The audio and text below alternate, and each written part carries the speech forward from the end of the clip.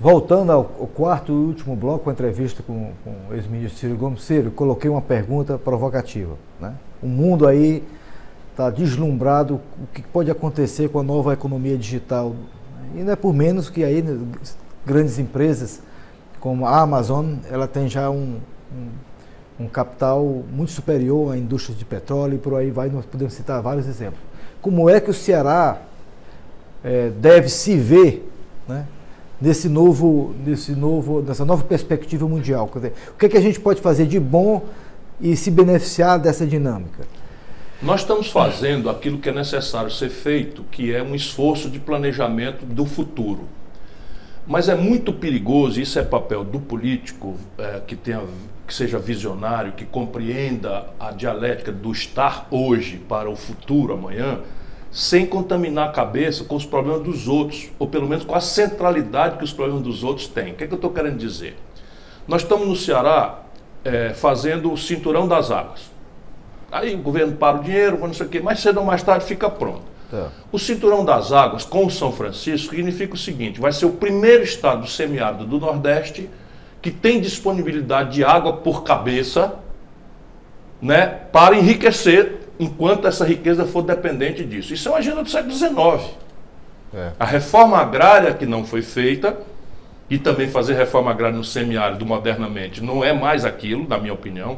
Pegar um pedacinho, jogar uma família dentro de um minifúndio, sem água, sem assistência técnica, sem canal de comercialização, sem escala, produção de coisa que não paga energia. Isso, nós temos que ajudar o povo a se libertar disso, mas ajudar a se libertar, não é vir de cima para baixo. Entendi. Isso significa o quê? Nesse instante, o planejamento tem que ver o impacto da solução água e associá-la às outras questões. Por exemplo, solo. Nem todo solo é pertinente para fazer. Então, imediatamente cabe ao governo mapear, nós já fizemos lá atrás, mas agora tem que ver especificamente quais são os solos próprios e aí chegar com modos novos de propriedade. Também a velha propriedade latifundiária nunca prestou e a pequeno não presta.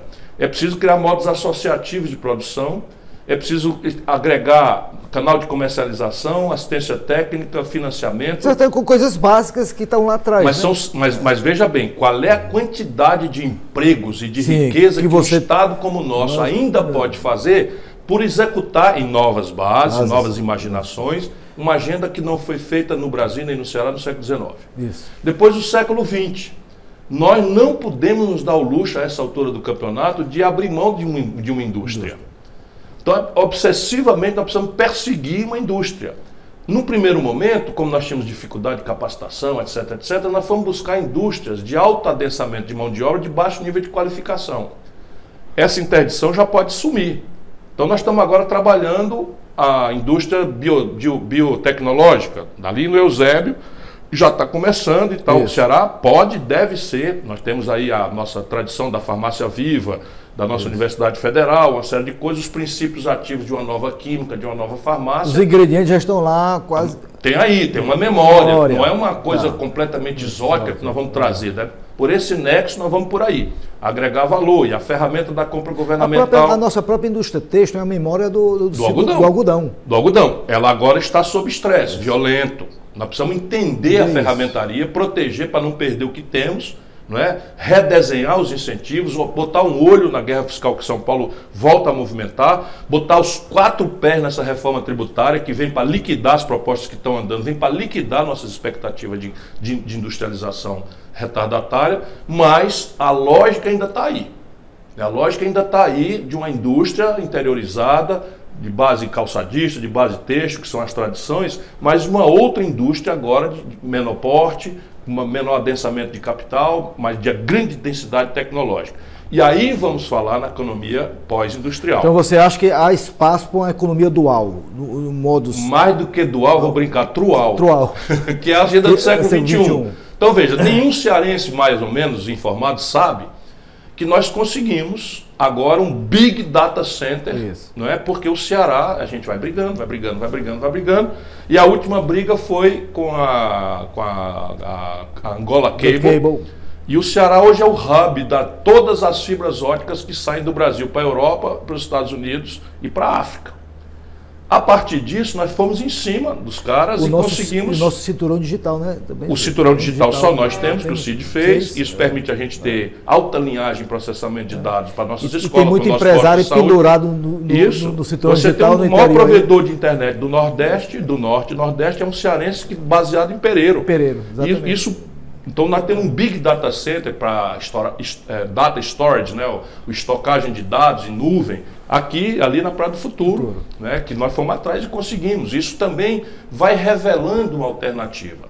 Os serviços turísticos, né, os serviços de alta linhagem, do ponto de vista de medicina.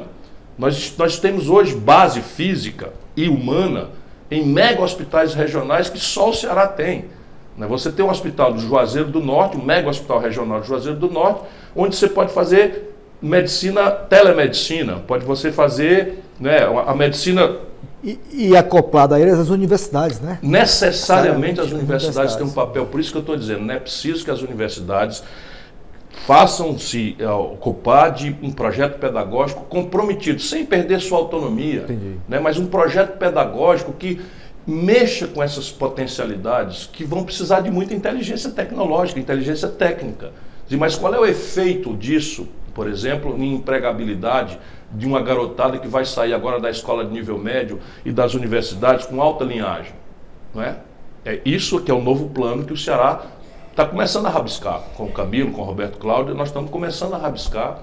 E assim, esse é o grande desafio, um olho no nosso povo mais pobre. 25% do povo vive com 4% da riqueza. Essa é a nossa tragédia. Enquanto essa gente ficar assim, nós não temos o direito de sentar e comemorar, nem sequer de nos congratular, a não ser pela escolha de caminhos corretos, não é? Porque não será com o Estado fracassado, falido, clientelista, fisiológico, com políticas sociais compensatórias que nós vamos resolver essa questão. Mas é preciso botar o olho alto, né, para que a gente esteja em cima dos ombros dos cearenses grandes que nos antecederam e que a gente possa ser ombros ainda mais altos para o cearense que está chegando. Tá, finalizando, a gente tem uma agenda de discussão no Congresso Nacional, né? Aí voltando um pouco para a temática nacional, mas que tem repercussão no Ceará. Que toda essa perspectiva que você levantou, ela pode ser freada por uma reforma tributária desastrosa que pode nos afetar frontalmente e eu queria... Como é que você acha que a gente que o Ceará tem que entrar nessa discussão? Eu estou puxando essa discussão no PDT, você já participou, fizemos um seminário e vamos aprofundar muito gravemente isso. E o nosso secretário, Mauro Benevides Filho, volta para o Congresso, porque esse é um jogo mortal. Esse é um jogo mortal e ele tem que ser jogado com muita dureza e muita habilidade. Porque as duas propostas que estão circulando no Congresso, não se conhece ainda a do governo, as duas são de origem no Congresso, elas não são uma reforma tributária, elas são uma reforma para simplificar e atender a uma parte do interesse do empresariado.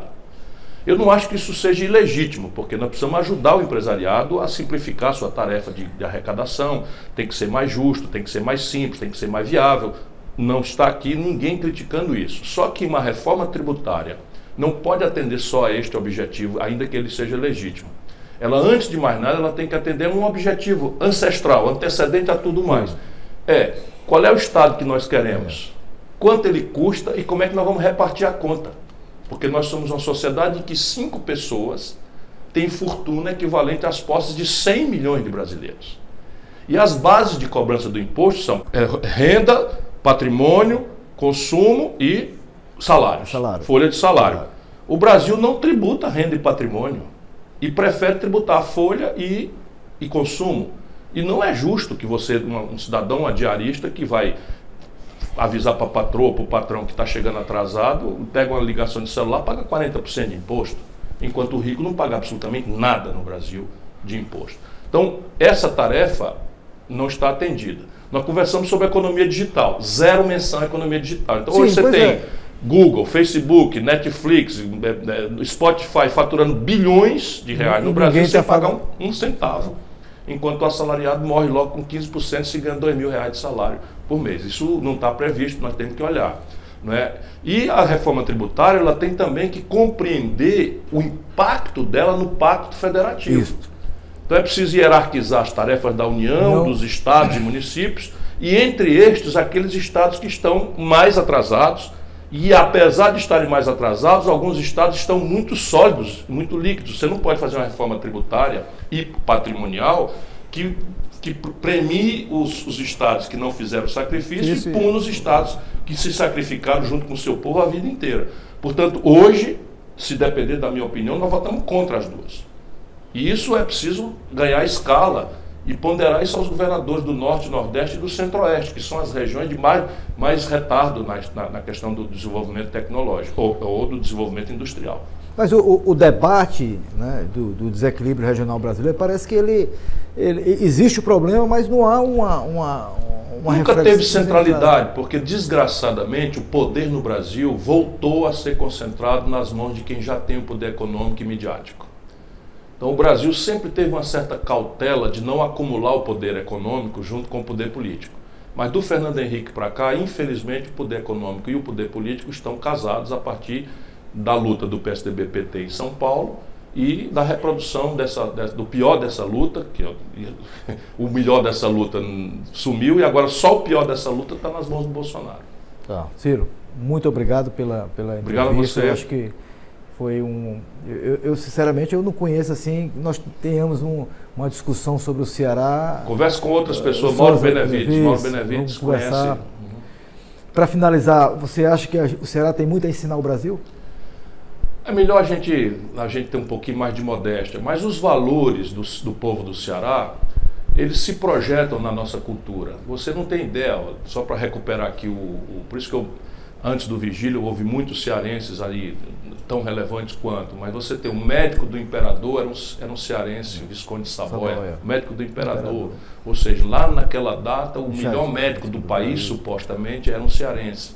Você tem, na literatura, você tem, enfim, tem uma projeção de identidade cultural, que isso sim, talvez seja o maior valor que nós temos. Isso que, talvez não, é o maior valor que nós temos. Nós nos identificamos como uma comunidade de verdade. E isso está se dissipando no Brasil, né? Você pegar um garoto que nasce no Morro do Rio de Janeiro, na favela de São Paulo, e perguntar para ele o que é o Brasil para ele, é uma ficção hostil, né? A sensação de pertencimento que nós aqui no Ceará temos.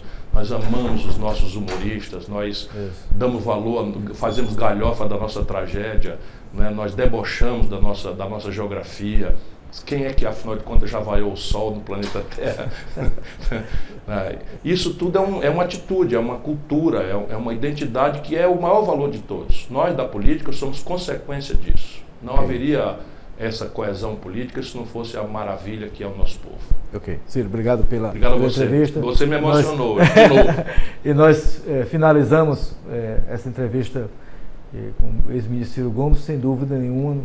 Acho que foi uma boa discussão, a gente recuperou aí muitos temas, não só na política, mas na economia, e ajudou a gente a pensar o futuro. Quer dizer, a gente é preciso pensar, é preciso constantemente estar em reflexão e não se acomodar com o que você já ganhou. A tragédia do Brasil é essa. Hoje o país é guiado da mão para a boca por anões políticos, anões morais, sem nenhuma visão estratégica de mundo. E a lição que a China está dando a todos nós, né? Exatamente. Não precisava que a China desse essa lição, porque a lição está aqui no Brasil. Entre 1930 e 1980, o Brasil era a China do mundo. Okay. Então, até o próximo entrevista e agradeço novamente o ex-ministro Ciro Gomes. Um abraço a você.